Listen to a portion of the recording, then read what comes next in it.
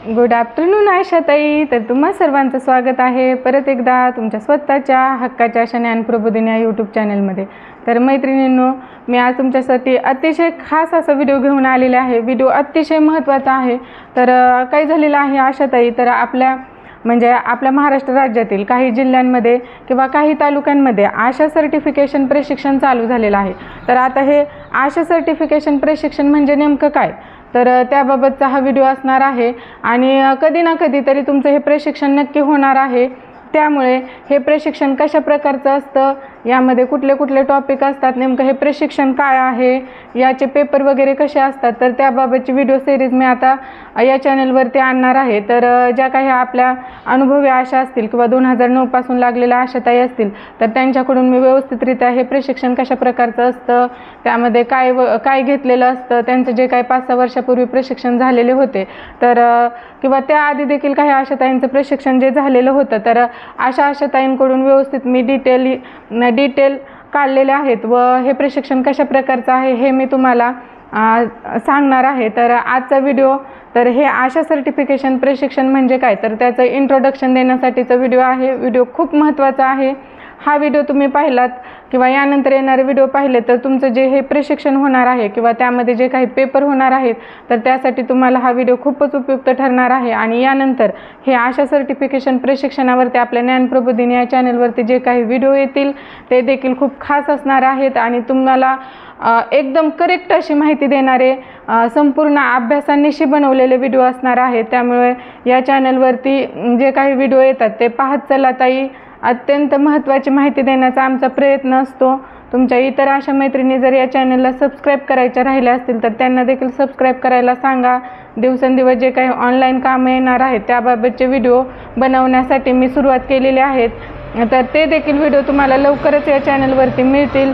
त्यामुळे चला तर मग की ज्या टॉपिकसाठी मी आजचा व्हिडिओ बनवलेला आहे की जे आशा सर्टिफिकेशन प्रशिक्षण आहे, तर ते कशा प्रकारचे, तर हे जे काही आशा सर्टिफिकेशन प्रशिक्षण आहे तर हे 1, 2 आणि 3 अशा भागांमध्ये दिलं जातं. तर या भागांची उजळणी किंवा हे प्रशिक्षण कसं आहे, तर तुम्हाला सांगते. साधारणतः ज्या काही आशाताईंचं हे प्रशिक्षण झालेलं आहे तर त्यांच्याकडून मी व्यवस्थित माहिती काढली, तर त्यांनी मला माहिती सांगितलेली आहे किंवा त्यांना जे काही साहित्य भेटलेलं आहे ते देखील मी व्यवस्थित पाहिलेलं आहे व अभ्यासानिशी हा व्हिडिओ बनवलेला आहे. तर बघा, त्या म्हणतात की साधारणतः हे प्रशिक्षण 10 दिवसांचं असतं. तर यामध्ये बघा, इंडक्शनपासून म्हणजे जे काही आपले इंडक्शन मॉड्यूलचे प्रशिक्षण असतात सुरुवातीला, त्यापासून ते HBNC मॉड्यूल प्रशिक्षण जे काही आपले झालेले आहेत, तर त्याची संपूर्ण उजळणी या प्रशिक्षणामध्ये दिली जाते. तर जास्तीत जास्त करून आशांमध्ये कौशल्य, म्हणजे आशांमध्ये जे काही कौशल्य विकसित होणं महत्त्वाचं आहे, तर त्यावरती हे प्रशिक्षण असतं व त्यांच्यामध्ये कौशल्य वाढावं, त्यांचं काम अधिक प्रभावी बनावं किंवा आरोग्याचा जो काही कणा आशाताईंना म्हणलं जातं, तर त्यासाठी जी काही कौशल्य आवश्यक आहेत आणि ही कौशल्य आत्मसात करून आशाताईंना, म्हणजे आपला जो काही भागातील जे काही आपला 1000 लोकसंख्येचा आपल्याला भाग आहे, तर त्यामध्ये त्यांचं जीवनमान उंच व्हावं, आरोग्य सुधारावं व आरोग्य ज्या काही योजना आहेत आरोग्याशी संबंधित त्या अधिक प्रभावी व्हाव्यात, यासाठी हे प्रशिक्षण देण्यात आलेलं आहे. तर हे 3 टप्प्यात प्रशिक्षण दिलं जातं आणि 3 प्रकारे याची परीक्षा देखील घेतली जाते. तर ही परीक्षा कशा प्रकारची असते याचे व्हिडिओ मी तुम्हाला याच्यानंतर पाठवील. तर यामध्ये बघा, तोंडी परीक्षा असते 30 मार्काची आणि यात पासिंग होण्यासाठी आपल्याला 15 मार्काची आवश्यकता असते. त्यानंतर लेखी परीक्षा 30 गुणांची असते, त्यामध्ये देखील पासिंगसाठी आपल्याला 15 मार्क्स हवे असतात. तर प्रॅक्टिकल असतं ते असतं 40 मार्कांचं.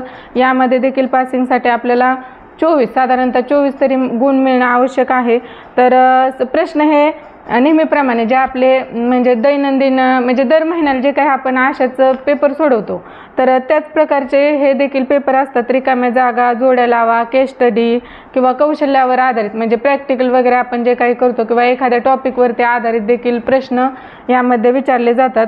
तर बघा, जास्त करून तर गरोदर मातांना भेटी, म्हणजे आपण ज्या काही गरोदर मातांना भेटी वगैरे देतो किंवा किशोरी मुलींच्या बैठकी घेतो किंवा किशोरींना ज्या काही म्हणजे स्वच्छतेच्या असतील किंवा त्यांच्या मासिक पाळीतील समस्या, त्यांचा आहार किंवा जे काही माहिती वगैरे देत असतील म्हणजे आपण देत असतो, तर त्याबद्दलचेच प्रश्न असतात.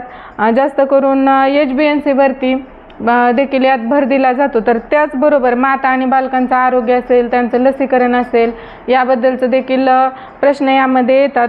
तर बघा, जास्त करून सुरुवातीला प्रशिक्षणामध्ये आपण म्हणजे एखाद्या घरात, मी तर तुम्हाला या अगोदर सांगितलेलं आहे, जो काही आपला भाग आहे 1000 लोकसंख्येचा असेल किंवा त्यापेक्षा कमी जास्त लोकसंख्या आपल्याकडे असेल, तर प्रत्येक घरात व्हिजिटला गेल्यानंतर आपण कशा प्रकारे बोलायचं किंवा कुठलं खेळीमेळीचं कसं वातावरण तयार करायचं, किंवा मी तर म्हणते मैत्रीचं नातं तुम्ही त्या घरातील स्त्रियांसोबत ठेवा। कारण की ज्यावेळेस एक मैत्रीण म्हणून आपण एखाद्या मैत्रिणीला कुठलाही प्रश्न विचारतो किंवा तिच्या जर काही गोष्टी आपल्याला जाणून घ्यायच्या असतील, आरोग्याशी निगडीत असतील, तर तिच्यात म्हणजे समजा तिच्याकडून आपल्याला अतिशय खास अशी किंवा गुपित अशी माहिती जर काढून घ्यायची असेल, तर आपल्याला तिच्यासोबत मैत्रीचं नातं ठेवावं लागेल। त्यामुळे तुम्ही प्रत्येक घरात तुमची एक मैत्रीण तयार करून ठेवा, म्हणजे तुम्हाला प्रत्येक गोष्ट किंवा प्रत्येक माहिती तुम्हाला त्यांच्याकडून मिळेल किंवा तुम्ही सांगितलेली माहिती देखील त्यांना पटेल आणि त्या इतर त्यांच्या कुटुंबियांना ती पटवून सांगतील। त्यामुळे अशा प्रकारचं नातं आपण, तर त्यासाठी कुठल्या प्रकारचं कौशल्य वगैरे आत्मसात करायला हवं हे देखील या प्रशिक्षणामध्ये शिकवलं जाणार आहेत। तर आणखीन प्रश्न जर सांगायचे झाले तर यामध्ये बघा, HbA1c बाळाचं वजन कसं घ्यायचं किंवा ते तापमान कसं घ्यायचं, तो थर्मामीटर कसा यूज करायचा, किंवा प्रत्यक्ष जे काही वजन काटा आहे तर त्याचा वापर कसा करायचा, त्यात बाळ वगैरे कसं टाकायचं, झोळी कशी पकडायची वगैरे, त्याला आधार वगैरे कसा द्यायचा, किंवा त्यानंतर बाळ जर गुंडाळण्याची योग्य पद्धत कशी, हात धुण्याच्या स्टेप कुठल्या, बाळ गुंडाळण्याच्या स्टेप कुठल्या, तर ह्या सगळ्याचं नॉलेज तुम्हाला असणं आवश्यक आहे, कारण त्यावरती देखील प्रश्न या परीक्षांमध्ये विचारले जातात।